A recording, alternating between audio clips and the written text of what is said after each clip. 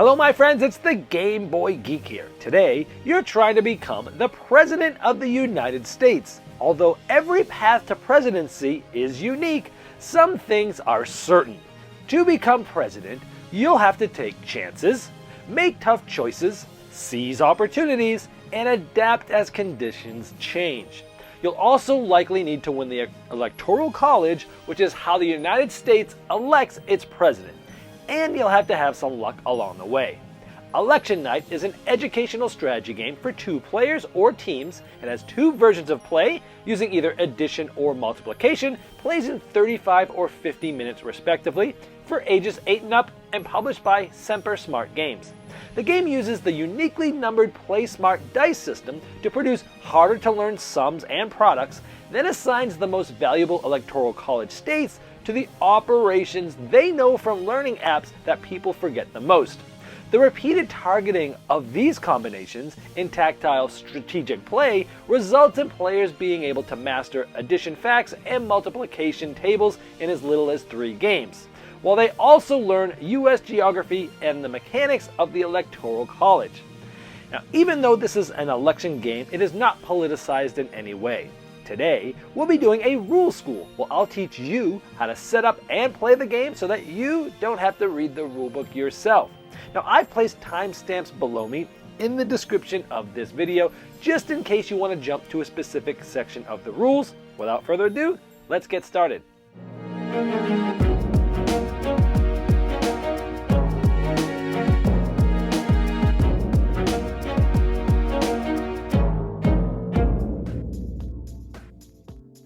Election Night is an educational strategy game for 2 players or teams where you're trying to be the President of the United States by winning the 270 Electoral College votes.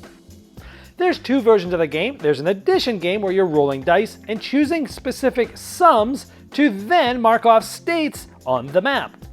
But each roll of the dice has many choices for strategic play. It also helps with learning geography, and you have tough choices as to winning a state right away or working towards one that's worth a lot of Electoral College votes.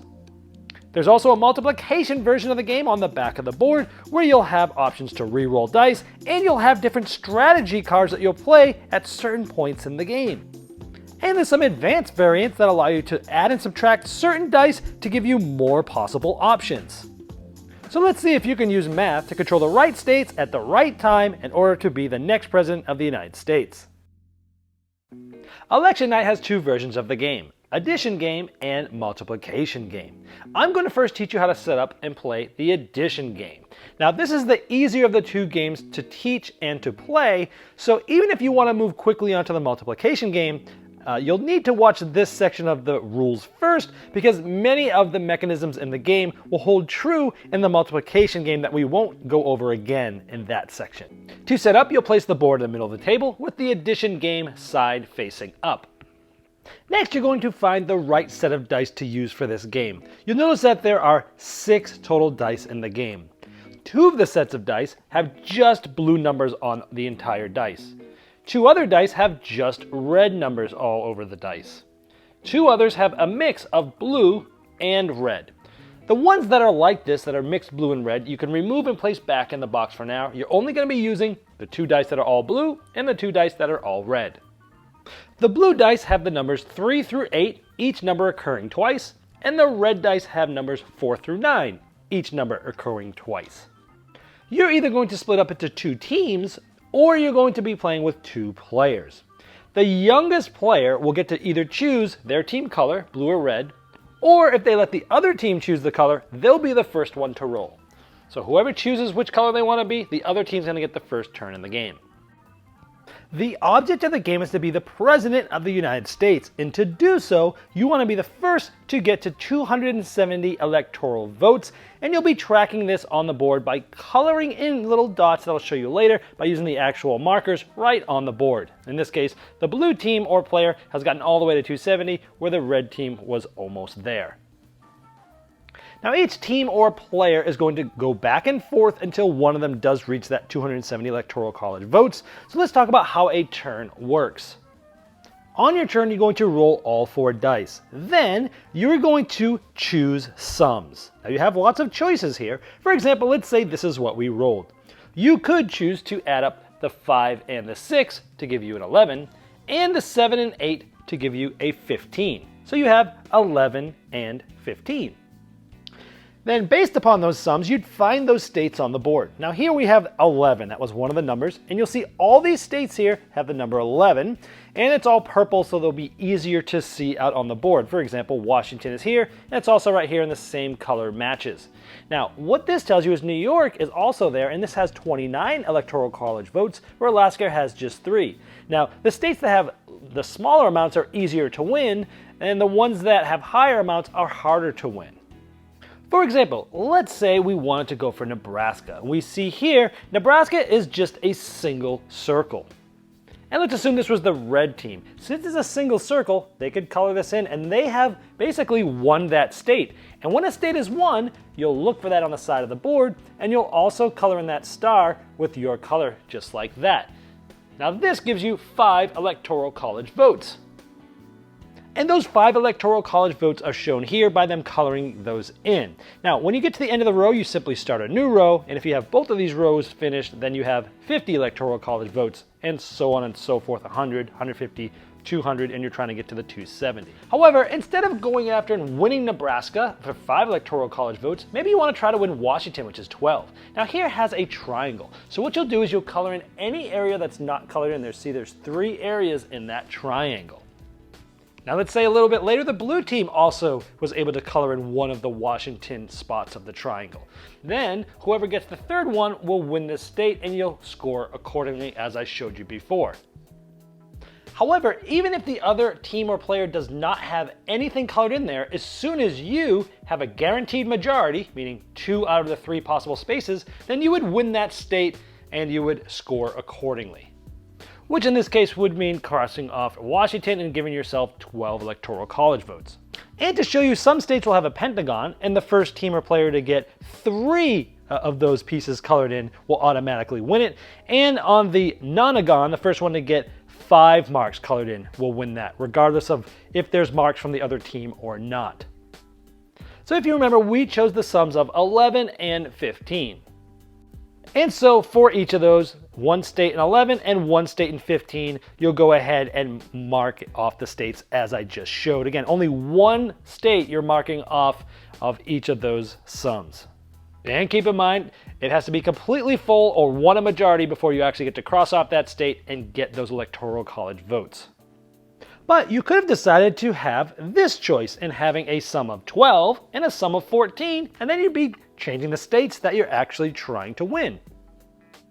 Or maybe you're doing it for a state of 13 and another state of 13. And if that was the case, you could go after any of these states twice. And in this instance, you could completely win Nevada and completely win Maine, with both of those 13s winning a total of 10 Electoral College votes. Or maybe you decide to draw 2 of the spots here in Texas because we got 2 13s, or maybe 1 here and winning Nevada. It's totally up to you how to spend those. And when looking for which states go with which sums, the odd numbers are always on the left and the even numbers are on the right. So after you've rolled the dice and you choose your sums and picked your states and possibly tallied your Electoral College votes, then it's simply the next player's turn. Well, they'll do the same thing. They'll take these dice, they'll roll them, and continue the same process. And this continues until one team or player has gotten to 270 Electoral College votes. Now there are some other more advanced ways to play the addition game, but I'm going to cover those at the end of this video. Now I'm going to teach you how to set up and play the multiplication version of Election Night. You'll start by placing the board on the side that says Multiplication Game. Now when choosing your color, not only do you take the marker of your color, you'll also take the 12 Election Night cards of that color. Now keep in mind, I'm not going to show you how the game works in general because it works the same way as the addition game. I'm only going to show you the differences, so if you've skipped directly to this multiplication game, you're going to want to go back and watch the addition game rules. For the multiplication game, you're going to use a different set of dice than you did for the addition game. If you remember, there's 2 dice that are all red, 2 dice that are all blue, and 2 that are multicolored. In the multiplication game, you're going to take 1 die that's all blue, one die that's all red, and both dice that have multiple colors on them, meaning both blue and red. Which means that you're going to have one die that's all blue and one die that's all red that's going to go back in the box. You won't need it for the multiplication game. Now the object of the game is still the same. You're trying to get 270 Electoral College votes first.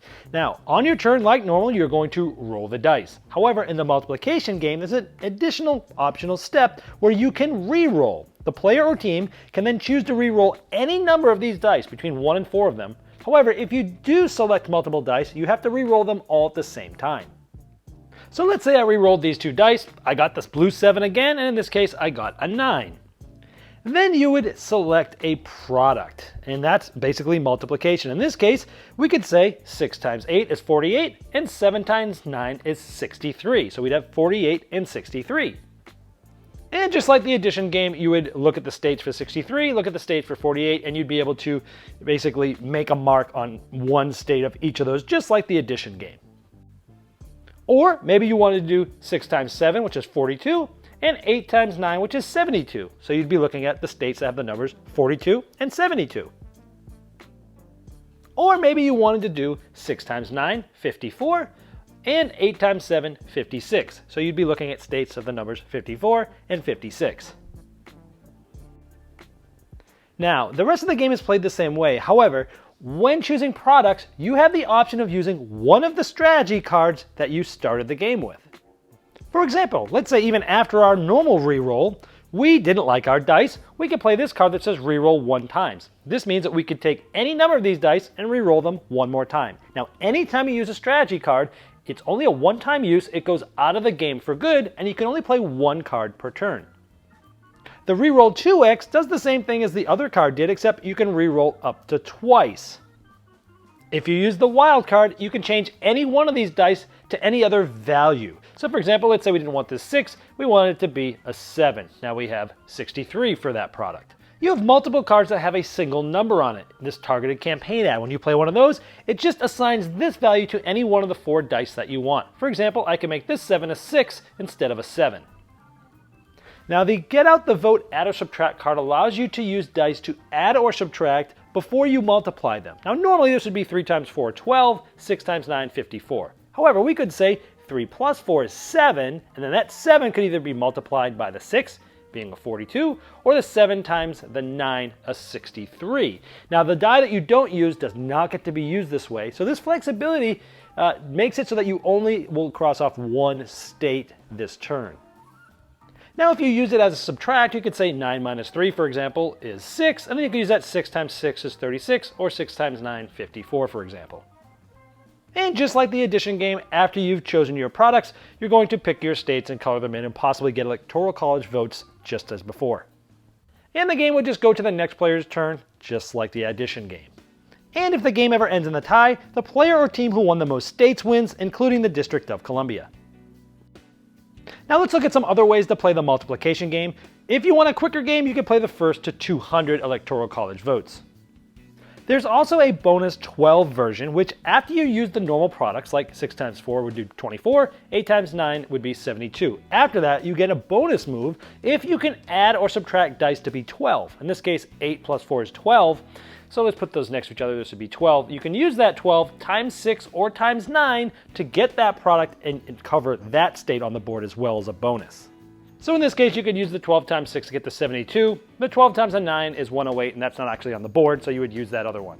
Now earlier I mentioned there's other ways to play the addition game. One of them is you can use the same re-roll step that you use in the multiplication game to give you some more options, and you could use the election night strategy cards as well. Another way to play is using addition and or subtraction of some or all dice to achieve up to 2 desired results. For example, you could take 9 and 7 and add that to 16, and then take this 5 and subtract it from this sum of 16 to use an 11. So you'd be doing a 16 and 11. Another example would be to add up the 5, the 6, and the 7 together, which is 18, and then minus the 9 to give yourself a 9. Now note, you can't just use a 9 as a single die because you have to use an operation of multiple dice in order to get that 9. Another option is similar to before where we added 5, 6, and 7 to use 18 as one of the numbers. You could then add 5 and 6 alone to give yourself an 11 for the second number. Now notice we did use these dice twice in this, but they were for two different numbers. For each operation, you can only use each die once. So in this version, a player is much less constrained, and there can be a lot of doubling up on the same number choices to target a specific state. Well, I hope this helped you dive right into election night and get to the fun quicker than you normally would if you had to read the rulebook yourself. Now, if you have further questions about the rules, I've placed a link below me in the description of this video, and that's the best place to ask them since I'll be notified, but also so will Semper Smart Games.